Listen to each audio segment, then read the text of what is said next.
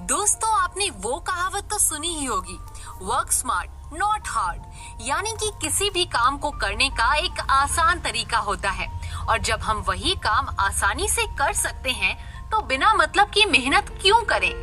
बड़े से बड़े प्रॉब्लम्स का एक उपाय होता है, बस देर है तो उसे समझने की। अगर हम ज्यादा मेहनत के बजाय शांत दिमाग से सोचें और उस प्रॉब्लम को समझें तो उपाय अपने आप निकल आते हैं। लेकिन यहाँ अब ये सवाल खड़ा होता है कि हम इस जीनियस तरीके से सोचने का तरीका अपने अंदर लाएं कैसे। तो दोस्तों, इसका जवाब है लेखिका केंड्रा अडाची की किताब द लेजी जीनियस वे में।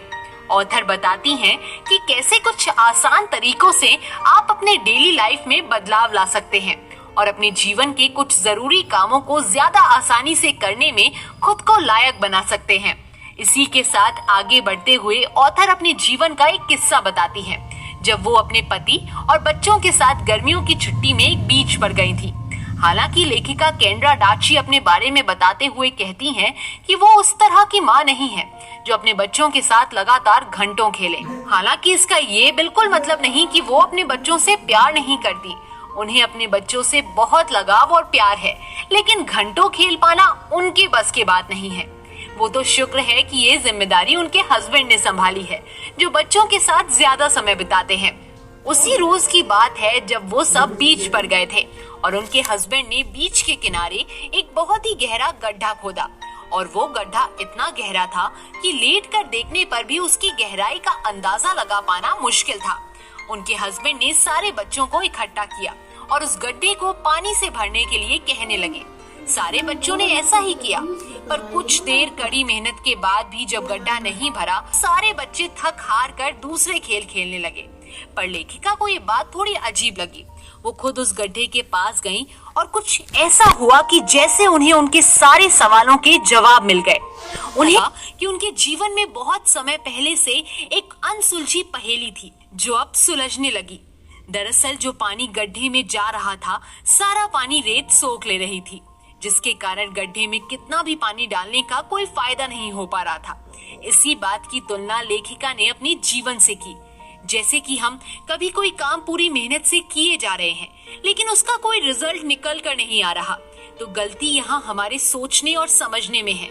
शायद हो सकता है कि हम उस काम को समझ ना पाए हो और बस मेहनत किए जा रहे हो और अंत में थक हार कर वो काम छोड़ देते हैं, जैसे कि यहाँ बच्चों ने किया। हम समझ नहीं पाते, लेकिन कभी कभी हम दूसरों को देखकर वो काम शुरू कर देते हैं जो दूसरे कर रहे हैं। बिना कुछ सोचे समझे हम उनकी राह पर चलने लगते हैं, जबकि हमारा उससे कोई लेना देना भी नहीं है। हाँ, बस दिखने में अच्छा लग रहा है या उस काम से सामने वाले इंसान को फायदा पहुंच रहा है, तो क्यों ना हम भी ट्राई करके देखें। हमारे मन में अक्सर ऐसे ख्याल आते रहते हैं और हम उस रास्ते पर चलने लगते हैं जिसका हमें ज्ञान ही नहीं, या फिर यूं कह लीजिए हम नकल पर उतर आते हैं। यही हमसे सबसे बड़ी चूक हो जाती है और जब वो काम ना बने तो हम डिप्रेशन में चले जाते हैं। लेकिन हमारी समझदारी इसी में है कि किसी काम को शुरू करने से पहले हम उस काम के जड़ तक जाएं और उसे समझने की कोशिश करें, तभी जाकर हर काम आसान लगेगा। किसी भी काम को करने से पहले हम आलसी क्यों बन जाते हैं? आपने कभी नोटिस किया होगा, हम किसी भी काम को करने से पहले ही थक जाते हैं। जैसे कि कपड़े धोना या फिर ऑफिस का ही कोई काम ले लीजिए।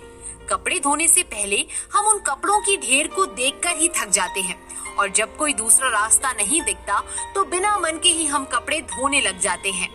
यहाँ हमारा शरीर नहीं थका, बल्कि हम मेंटली थक जाते हैं और ऑफिस के किसी काम में भी बिल्कुल ऐसा ही होता है। तो क्या तरीका है जिससे हम बिना आलस के इन सभी कामों को कर सकें और अपनी जिंदगी और आसान बना सकें? लेखिका कहती हैं, पहले मेरे अंदर भी ऐसे सवाल आते थे। मैंने इन सवालों के जवाब कई जगह ढूंढे, चाहे वो किताबों में हो या पॉडकास्ट में, पर मुझे उनके जवाब कहीं नहीं मिले। पर मेरी बहुत कोशिशों के बाद और खुद को समझकर ही मुझे अपने सवालों के जवाब खुद मिले हैं, जो मैं इस किताब में आपको बताना चाहती हूँ, जिससे आप अपनी जिंदगी में इम्पोर्टेंट फैसले आसानी से ले पाएंगे और अपने मुश्किल से मुश्किल कामों को आसानी से करने में सफल हो जाएंगे। दोस्तों, इस एपिसोड में बस इतना ही।